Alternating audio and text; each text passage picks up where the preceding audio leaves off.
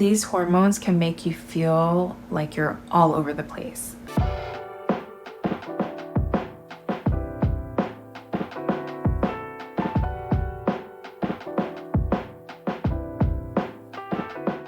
Hi ladies, thanks for stopping by. If you're new here, my name is Helen and I started this channel about a year ago when I started my IVF journey abroad in Korea. I had just turned 40 and now I am 41 years old, so it's definitely been a marathon. I have a condition called diminished ovarian reserve, and this just basically means that I don't get as many eggs as other women even my age. As some of you may know, I have had 7 egg retrievals all of last year. I just spent the whole year collecting embryos, as many as I can. I came back to Korea this year for the embryo transfer, and I've had back-to-back transfers. Transfer 1 and 2 ended in chemical pregnancies, which has been hard.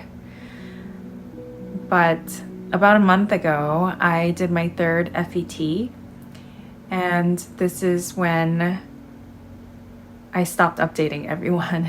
I just went completely quiet for a while. I still had so much hope for this 3rd transfer, even though it was the rest of my embryos. They were day 4s.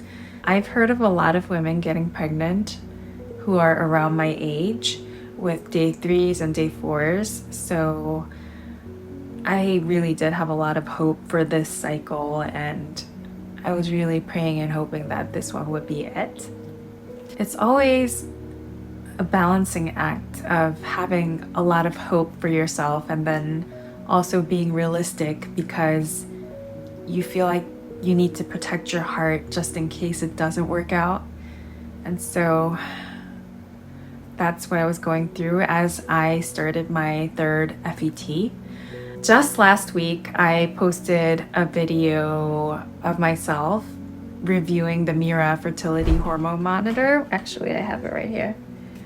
So this device that tracks your hormones, and that was at the very beginning of my 2-week wait. Although I posted last week, that actually was filmed like 3 weeks ago or something like that, and a lot has happened in those 3 weeks that I should probably fill you in on. The reason for that time gap is because unfortunately my last FET did not work out for me, and I went through a bit of a rut. Last week when I posted my latest video, I started seeing comments like, "I know you're pregnant, and I really hope the best for you for your 3rd FET." Comments like that, and it was just so sweet and so kind, and I'm so thankful.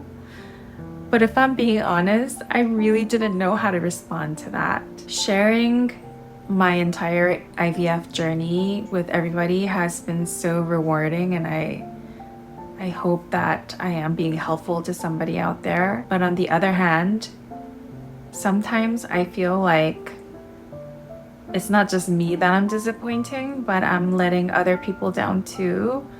I know that going through infertility, we tend to cling on to a lot of hope where we can find it. And I don't know, I guess I'm just a people pleaser, and I didn't want to let anyone down. And so I honestly didn't know how to respond to anybody in that moment, but I did feel like, okay, I gotta hurry up and make a quick video and let people know what's going on with me and be real. So that's what I'm doing. Anyway, I'm not gonna lie, it has been very, very, very difficult the past few weeks, because all the work that I did last year collecting all of my embryos, and it takes so much for me to create an embryo.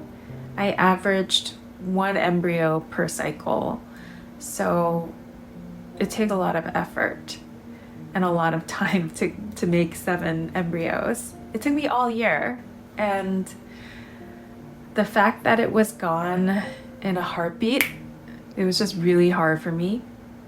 On top of that, there were the sudden flushing out of hormones from my body, and I don't think that I was chemically balanced. Actually, I should tell you a story about that. I mean, I definitely wasn't balanced. I was feeling so loopy on the progesterone. So my doctor had prescribed progesterone shots and progesterone suppositories, as well as baby aspirin at night. And I use a pill box to organize all my pills and vitamins and things like that. I was tracking all of my hormones to make sure that I was okay during my 2-week wait, and making sure that I had enough progesterone and my estrogen levels were good.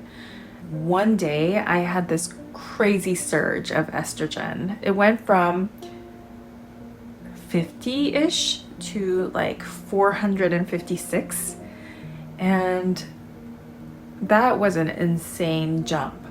And so I was really worried about my body at that time. I started freaking out. I called the hospital, tried to talk to my doctor about it. I talked to different nurses about it.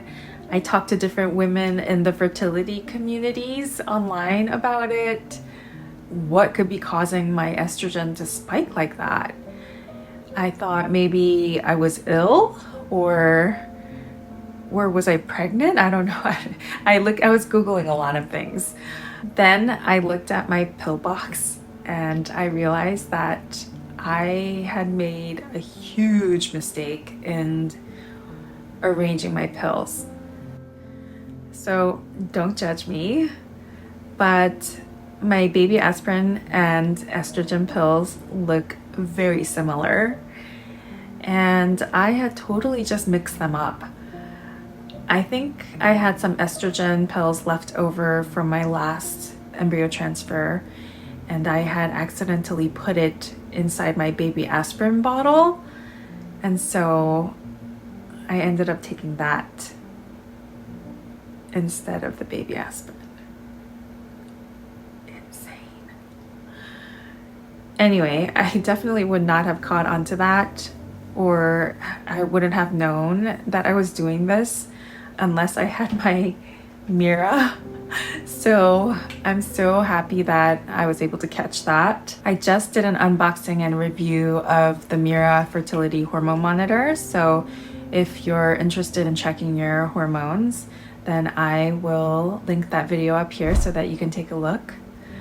It was actually around that time that I realized that my embryo transfer had not worked out. I had gone for my beta, and yeah, it just didn't work out. Luckily, I wasn't hurting my embryo in any way. But oh man, having a rush of these hormones flush out of your system all at once after 3 back-to-back transfers, it's a lot. It also makes you gain a ton of weight. I don't know if you can really tell, probably not too much, I hope, but I've gained between 15 to 20 pounds since last year when I started my IVF journey. So you definitely gain a lot of weight with the hormones, but especially with the embryo transfer, for me at least. And these hormones can make you feel like you're all over the place. I felt sad, angry, happy sometimes, and then I sometimes felt nothing.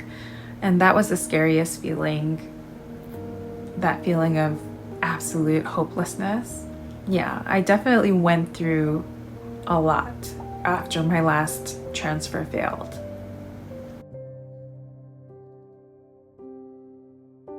With a lot of love from my husband and my friends, I peeled myself off of the floor and gathered the strength to make that decision to try again. I mean, we've come this far, right?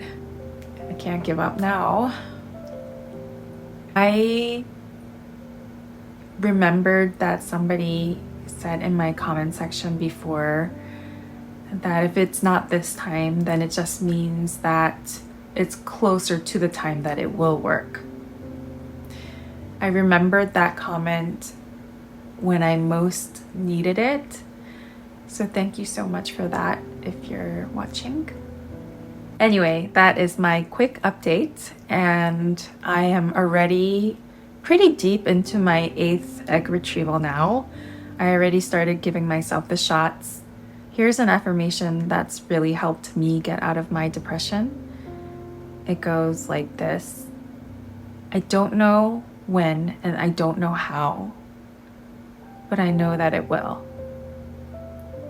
And I think I'll end with that today. Please give me a like for this video if you enjoyed it, and subscribe to my channel if you haven't already. And please share this video with somebody that you feel like might need it. Thank you so much for all of your support. It means so much to me. I'll be back with more soon. Thank you.